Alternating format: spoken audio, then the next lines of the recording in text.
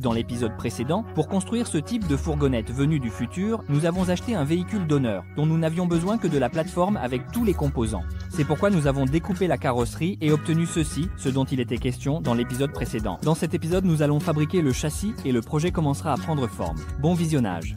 La structure portante sera faite de profilés métalliques. Nous les découpons maintenant aux bonnes dimensions. Aux bonnes dimensions, sachant que tout sera refait plusieurs fois au cours du processus, on les découpe à peu près, simplement, à une certaine taille.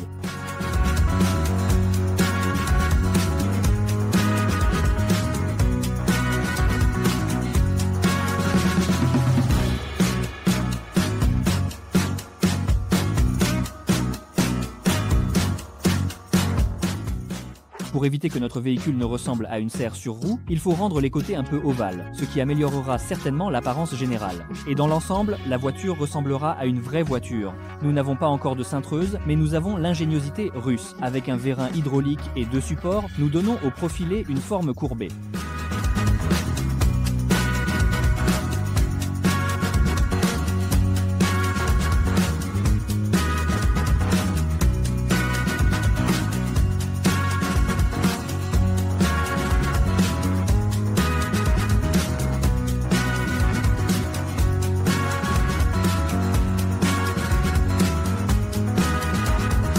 Comme vous pouvez le voir, la méthode a fonctionné et tous les éléments sont absolument identiques. Ce seront nos montants. Maintenant, il faut transformer les montants en flancs. Pour cela, nous découpons ces triangles ou pyramides, comme vous préférez. Avec leur aide, nous allons créer un arrondi. Encore un peu de patience et vous comprendrez de quoi je parle.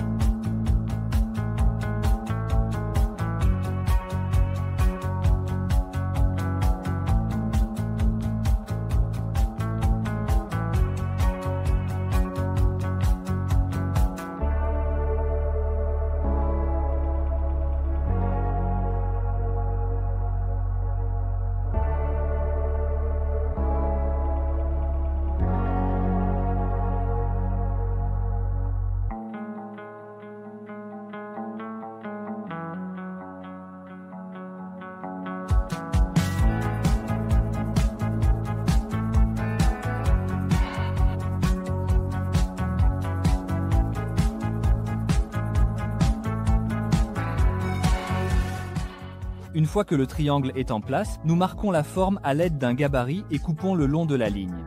C'est ainsi que, de manière soigneuse et précise, nous arrondissons le profil rectangulaire de la pièce.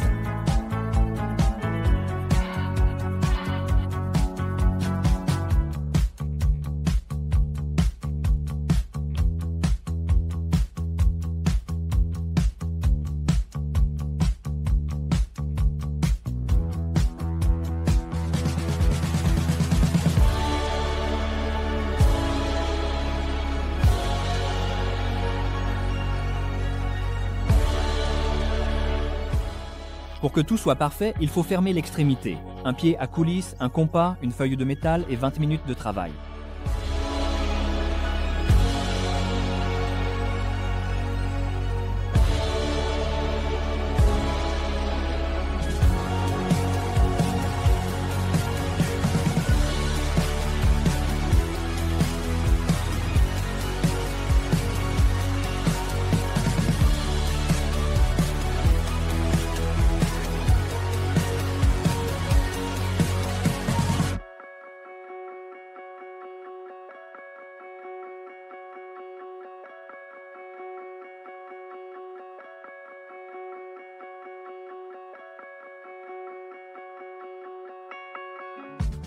Au final, nous obtenons cette construction qu'il faut soigneusement mettre de niveau et fixer directement à la plateforme. Pour cela, nous nettoyons le cadre de notre donneur, car c'est à lui que nous allons souder l'ossature.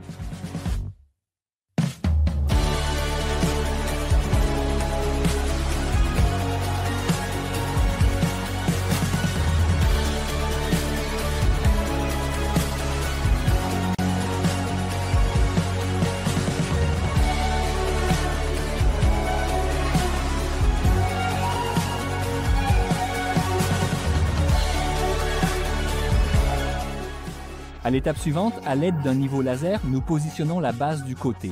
On peut probablement appeler cet élément un seuil, et nous le soudons.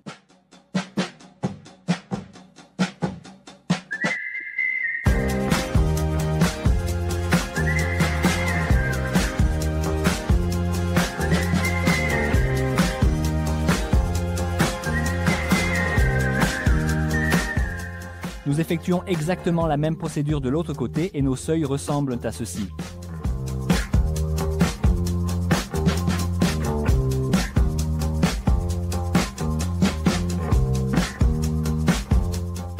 Lorsque nous avons déjà des seuils parfaitement alignés en termes de symétrie et de niveau, nous pouvons installer le cadre du côté, ce à quoi s'occupe Andrei.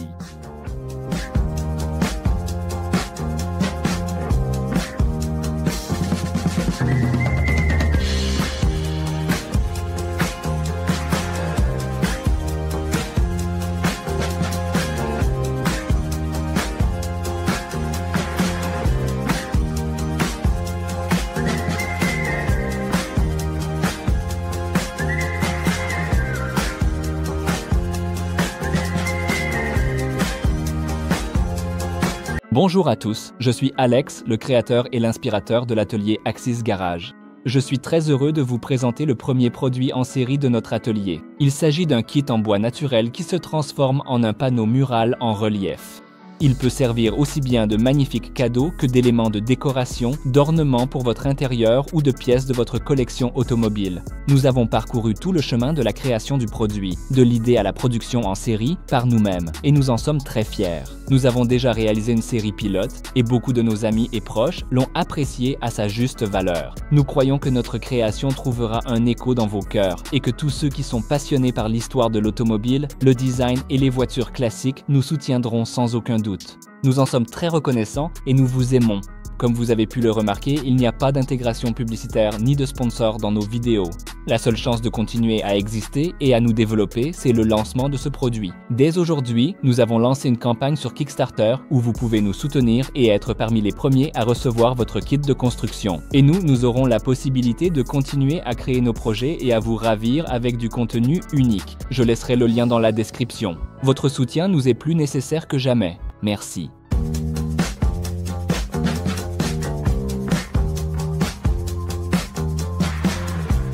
Une fois que nous avons déjà des limites claires de la carrosserie, il est temps d'installer les roues. Cela permettra de faire les arches et de manière générale d'obtenir le contour final sur tout le périmètre.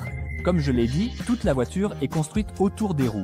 Comme il n'existe pas de modèle 3D pour ce projet, la seule dimension précise que nous avons pu calculer, c'est celle des roues. Et c'est en partant de là que nous concevons les dimensions de la carrosserie. Au final, nous avons choisi des roues en deux parties de 22 pouces. D'ailleurs, la plupart des ateliers de montage de pneus ont refusé de les monter, mais on a trouvé des gars qui ne croient pas aux tâches impossibles et qui l'ont fait en 15 minutes. Au final, on a obtenu ces chaussons que nous allons encore améliorer par la suite. Et ils auront un aspect complètement différent. Mais ça, c'est une autre histoire. En attendant, on les installe.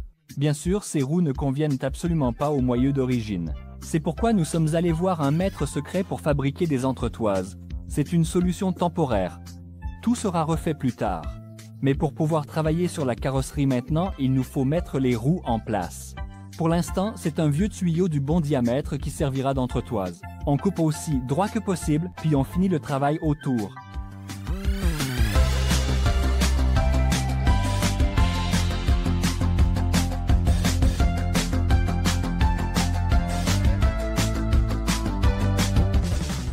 L'étape suivante consiste à prendre ces disques, commandés à l'avance, et à les souder dans le tube à l'aide de cet outil simple qui facilite grandement le positionnement. On insère le tout et on se rend compte que quelqu'un s'est trompé dans les mesures et qu'on a un jeu de 5 mm tout autour. Après cela, nous retournons voir le maître secret pour comprendre comment cela a pu arriver.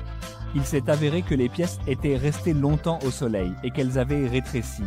Du moins, c'est ce qu'a dit le tourneur. Mais pour résoudre ce problème, il nous a donné une poignée de nanobaguettes qui, selon lui, compense le rétrécissement du métal. Nous sommes donc tombés d'accord là-dessus. Comme vous l'avez compris, il s'agit d'une cale adaptateur. C'est pourquoi, d'un côté, nous avons un anthrax qui correspond aux jantes et de l'autre, un qui convient aux moyeux.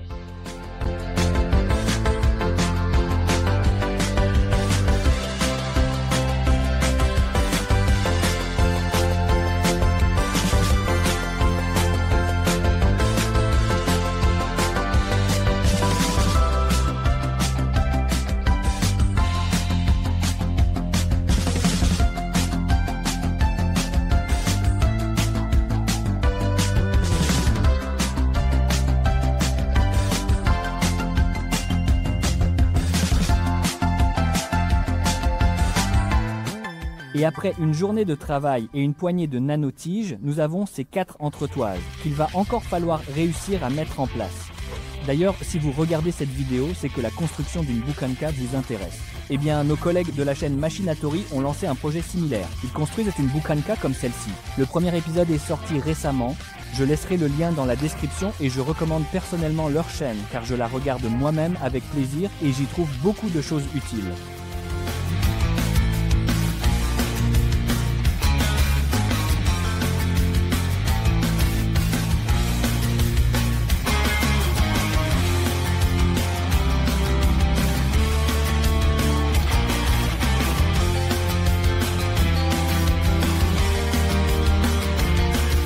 Bon, faisons tourner le tambour, juste un instant.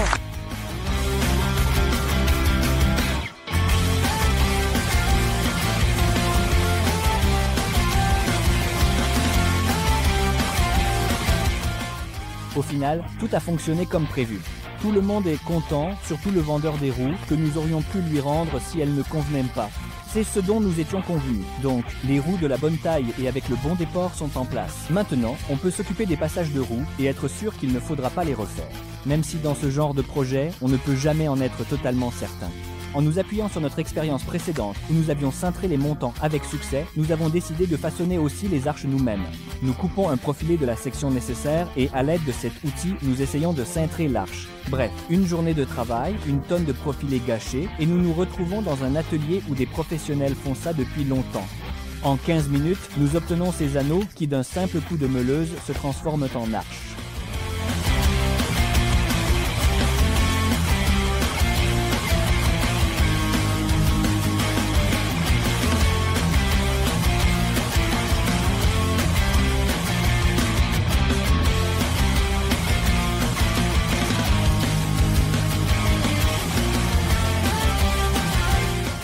Le lendemain, nous avons décidé de sortir la voiture à l'extérieur afin de voir les proportions et l'échelle en plein air. Car il est difficile d'évaluer objectivement l'échelle dans l'atelier. Oui, pour l'instant, la proportion semble un peu étrange, mais c'est parce que le contour, c'est-à-dire le profilé, est fin tout autour du périmètre. Par la suite, il sera 2,5 fois plus large et tout prendra forme. Du moins, c'est ce que nous espérons.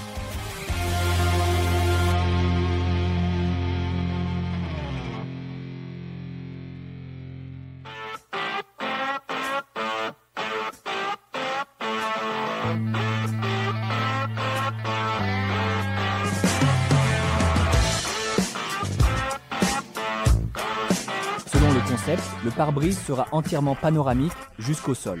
C'est pourquoi la cloison que vous voyez sera retirée par la suite. Elle était nécessaire pour positionner les deux côtés. Et ici, on voit clairement que le côté a une forme légèrement incurvée, comme je l'ai mentionné précédemment.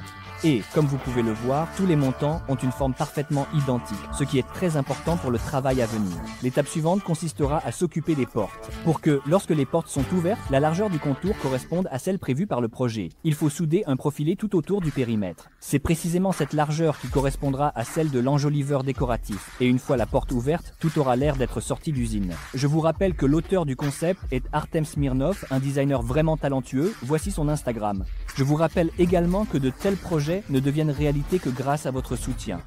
Vous aidez énormément à la promotion. Un immense merci à vous. Votre like et un long commentaire aideront vraiment cette vidéo à obtenir de bonnes vues. Mais le plus important, c'est de partager la vidéo partout où vous le pouvez. Merci d'avoir regardé et que la hache du bien soit avec vous.